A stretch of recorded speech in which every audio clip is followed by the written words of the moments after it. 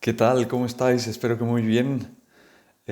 Os mando un fuerte abrazo, un saludo enorme desde acá de Roma. Deciros que estoy muy contento aquí estudiando la teología, extrañando Barcelona, pero también muy contento de estar aquí. Y de verdad muy agradecido por la invitación a dar esta charla sobre la humildad, que aparte creo que es un tema que va con la fecha que estamos viviendo, con el Adviento, con nuestro Señor que se hace hombre. Y me baso en los estatutos, de ahí partimos. Estatutos número 25 dice: buscamos imitar la humildad de Cristo, que vivió siempre consciente de haber recibido todo de manos del Padre, consciente de haber recibido todo de manos del Padre, siendo el Dios mismo también. Y por ello vivimos con sencillez nuestra condición de criaturas e hijos necesitados de la misericordia y de la gracia, con una confianza inquebrantable en su amor en todo momento. Confianza inquebrantable en su amor en todo momento.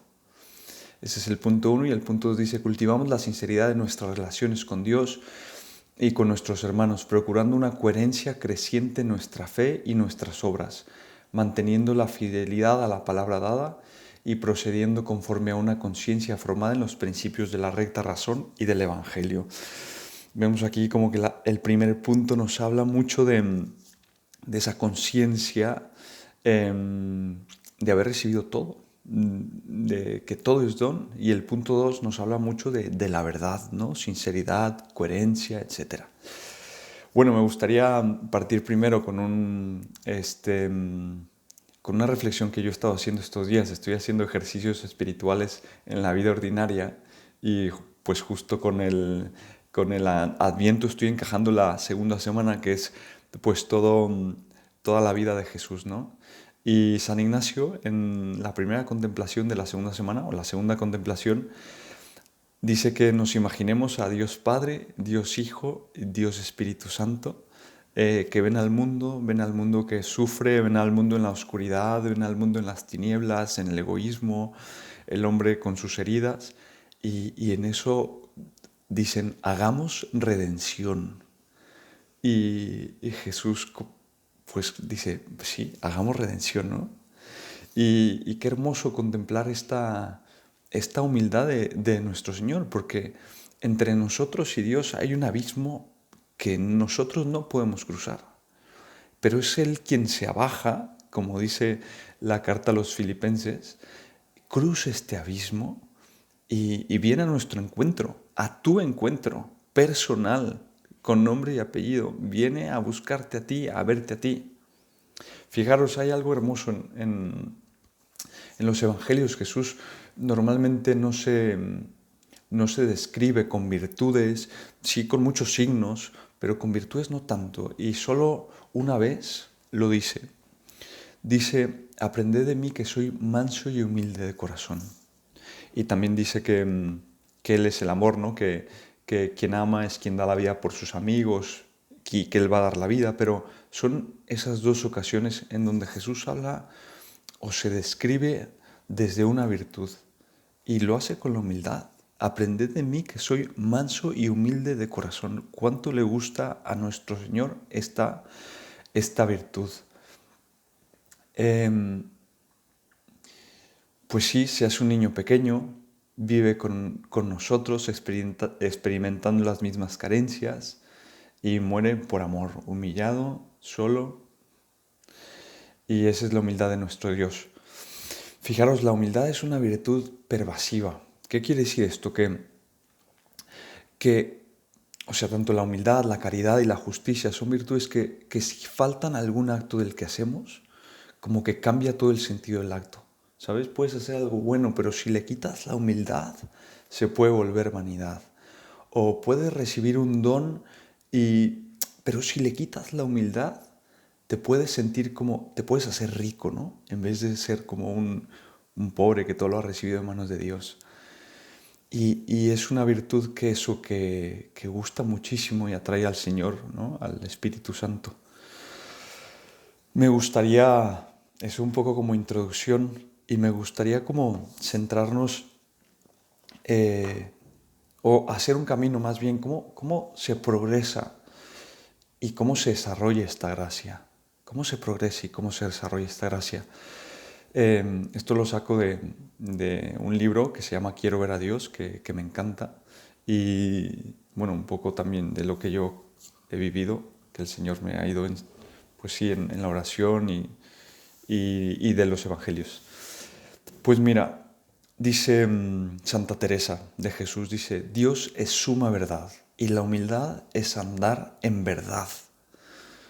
Entonces, ¿cuál es nuestra verdad? ¿Cuál es nuestra verdad?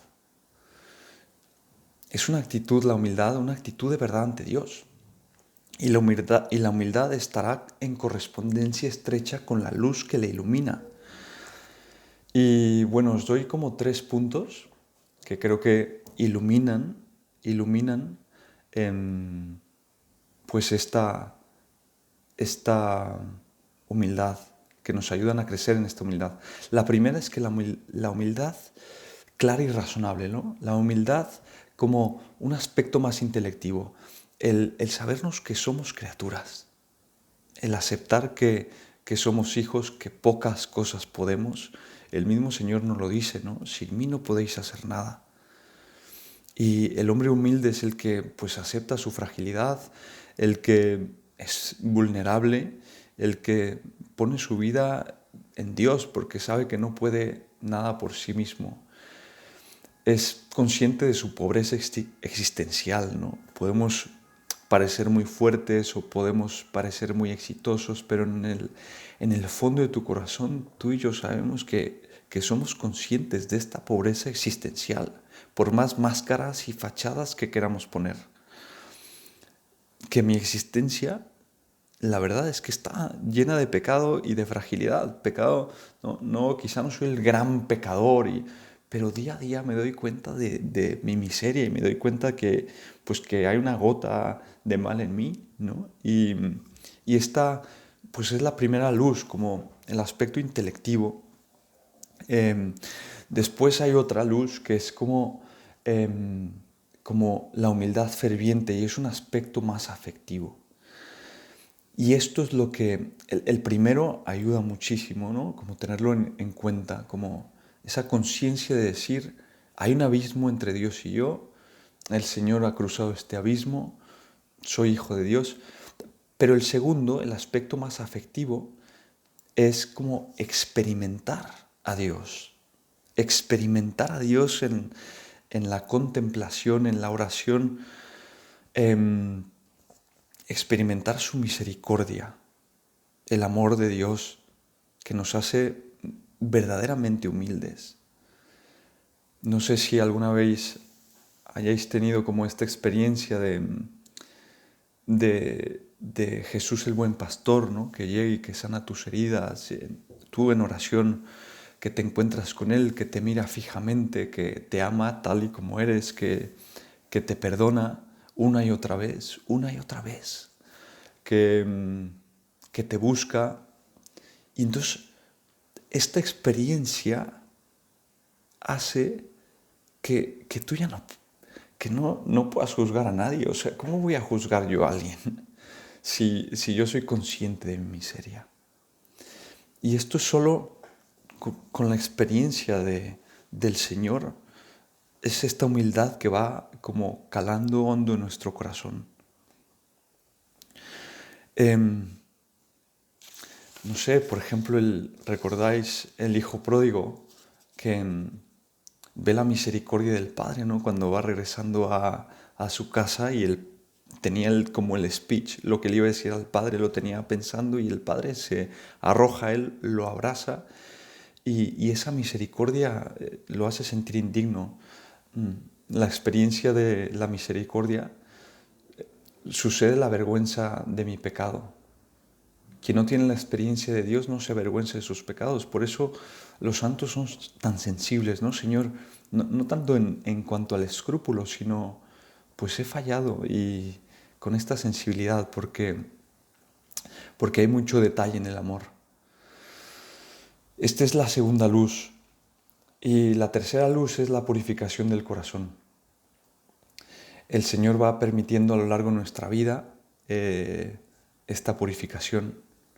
esta purificación que se da en el aceptar quién soy yo, vivir las humillaciones personales desde el amor. Leí alguna vez algún libro que decía que todos tenemos como que ir a nuestro sepulcro interior con la luz del Señor, no solos, sino con el Señor, pero darme cuenta de quién soy, de qué hay en mi interior y si voy sufriendo estas humillaciones día a día, pues aceptarlas con amor, que por ahí también entra la luz del Espíritu Santo, entra la humildad. Y es un poco la primera semana el fruto de la primera semana de los ejercicios, ¿no? El corazón contrito que llora, las primeras lágrimas quizá de rabia, cuando en la purificación no aceptamos, pero después pues nos dejamos hacer por el Señor.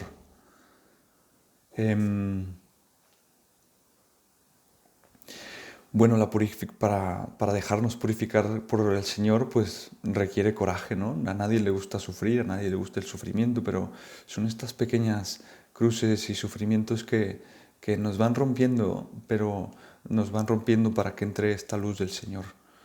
La purificación es dolorosa, pero siempre tiene esta promesa de resurrección. Es como cruz y luego viene la resurrección. Y, y nada, son estas tres luces que se viven desde la oración. Por eso la oración es tan importante, porque fijaros, si hacemos de los 3 puntos, ¿no? El primero que era como más intelectual, si yo no lo hago en oración, no lo hago con Dios, este punto de saberme criatura, ¿qué pasa? Que se puede volver como en una simple reflexión filosófica. El segundo punto, el punto de la experiencia, del amor, la experiencia de la misericordia, sí o sí lo tengo que hacer en la oración. Y el tercer punto de la purificación del corazón, también lo tengo que hacer en oración, porque si no se vuelve como en un dolor y al contrario, me enojo, me siento mal o huyo, y es muy fácil huir del dolor, cualquier compensación, ¿no? Voy en busca de compensaciones y ya para huir del dolor, pero no.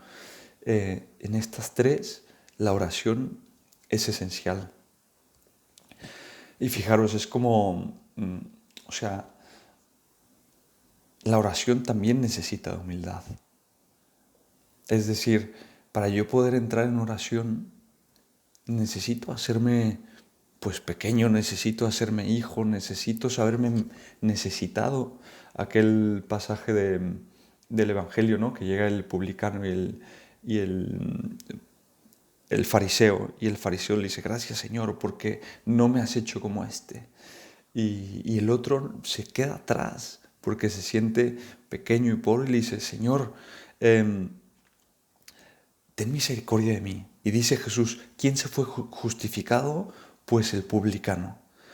Fijaros, el publicano fue humilde, andaba en verdad. O sea, había cometido algún pecado, algún error, y lo había aceptado y estaba en verdad. Y el otro compadre, el fariseo, no, este se sentía rico, se sentía perfecto, se sentía que entre él y Dios eran iguales. Y entonces la oración necesita de la humildad. Y con la oración yo me hago más humilde, porque doy luz a estos 3 puntos que os he dicho, que no necesariamente se tienen que hacer en un momento de meditación, sino a lo largo del día. Es como, a mí me gusta mucho el pádel, ¿no? Entonces, para jugar pádel tienes que saber, pero jugando pádel te haces mejor en el pádel. Pues igual, para entrar en oración, si tú dices: pues yo no sé qué me pasa, que a veces no puedo rezar, pues quizá intenta ser más humilde, más actos de humildad, hacerte más pequeño y entrarás en oración. Y con la oración da luz a estos 3 aspectos, que es el aspecto intelectivo, saberme que soy pequeño. Segundo aspecto, el tema de la experiencia y la misericordia de Dios, que se desbordan y que me buscan. Y 3, la purificación del corazón. O sea, ante esas pequeñas cruces del día, humillaciones, Señor, pues te lo ofrezco. Señor, no me invitaron a tal cosa, no pasa nada. Y Señor, todo esto que nos hace más humildes, ¿no? ¿Y cuáles son los frutos de la humildad? Hay muchísimos, ¿no? A mí el Espíritu Santo creo que me sopló 5, y os los digo. El primero es que el humilde se alegra de su propia impotencia. La humildad porta a la esperanza. O sea, hombre, ya lo sé que no soy perfecto, ya sé que no tengo todas las cualidades que me encantaría tener. No pasa nada, porque el Señor me ve. ¿Qué dice la Virgen el Magnífica? Glorifica mi alma al Señor porque ha visto la pequeñez de su esclava. Pues ahí está. El humilde se alegra de su propia impotencia porque sabe que tiene al Señor como aliado. Entonces no le pasa nada. Pues se alegra y ya está. Como dice el Salmo 133, dice, Señor, me levantaste del estiércol, muy fuerte esta expresión, y me sentaste en la mesa de los nobles. Pues un poco esto. Mi impotencia es tu exaltación. Dice San Pablo, tu fuerza se hace en mi debilidad. Pues este es el primer fruto. El segundo fruto, el humilde no se maravilla cuando peca. Al contrario, eso sí, se levanta rápido. ¿Tú quieres saber cómo va tu humildad? ¿Cuánto tardas en levantarte de una caída? Estás ahí como otra vez, no puede ser, cometí este error y dándote y víctima, o te levantas rápido como sé que soy miserable y ya está, Señor, perdóname, ayúdame, que este pecado me hace sufrir mucho. Os digo un comentario un poco fuerte, perdón, espero no escandalizaros, pero me gustó mucho. Lo escuché en ejercicios de mes, nos decía un padre, es que a veces nos sentimos estatuas de oro. Y entonces llega una paloma y nos caga y vamos al confesionario a que nos limpie el sacerdote y salimos como estatuas de oro. Pues no, no somos estatuas de oro. Somos hombres humildes, pecadores, y ya está, caigo y me levanto, Señor, me levanto porque me amas y ya. Y el Señor ahí está, como cuando un hijo tuyo se cae, cuando está pequeñito y se cae, ¿qué haces? Le empiezas vas y corres y lo cargas y lo levantas. Pues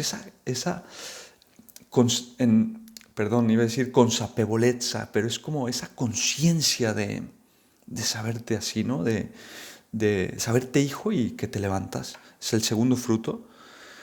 El tercer fruto, fijaros en la vida de todos los santos. Hay una fuerza muy especial, que no es una fuerza humana, es una fuerza que viene de Dios. O sea, el humilde deja que el Espíritu Santo trabaje en él. Y entonces mi fuerza ya no es mi fuerza física, sino es la fuerza de Dios, la que me ayuda en el apostolado, la que me ayuda en mi familia, la que me ayuda en esta adversidad, y que lo constato cuando vivo este apostolado, esta adversidad, y miro atrás, me doy cuenta que estaba el Señor ahí, no solamente cuando lo vivo, o cuando lo estoy viviendo, digo, es que este no soy yo, ¿sabes? Entonces esta fuerza del Señor. 4, la humildad nos da alas para volar en la oración. Fijaros, cuando somos tentados en sentirnos mucho, la humildad nos da alas para bajar y decir, soy pequeño, soy criatura, sé que he fallado 1000 veces, o sea, no me debo de sentir un rico, ¿no? Pero también cuando llega la tristeza y llega la desesperanza, me da alas para volar hacia arriba y para ponerme en los brazos del Padre. Entonces la humildad me da esa como flexibilidad ante las tentaciones del demonio. Que de repente el demonio te dice, no, es que eres un bueno para nada y no sirves y mira qué fracasos. Y en ese momento te subes con la humildad y te vas a los brazos del Padre. Y cuando el demonio te diga, ve nomás, tú eres muy rico, eres muy exitoso, fíjate cuántos talentos tienes, mira cómo la gente te alaba. En ese momento la humildad te da alas para irte para abajo y decir, es que yo no soy nadie y nunca lo he sido sin el Señor. Y quinto, la humildad atrae todos los dones de Dios. Si hay algo que atrae la mirada del Señor, es el hombre que es humilde. No quiero sacrificios, quiero un corazón contrito y humillado. Eso es lo que quiero. Y el Señor, de verdad, que El que es humilde se llena, el Señor lo va llenando de dones. ¿Y la humildad para qué? Bueno, para atacar 4 formas de orgullo que diré rapidísimamente.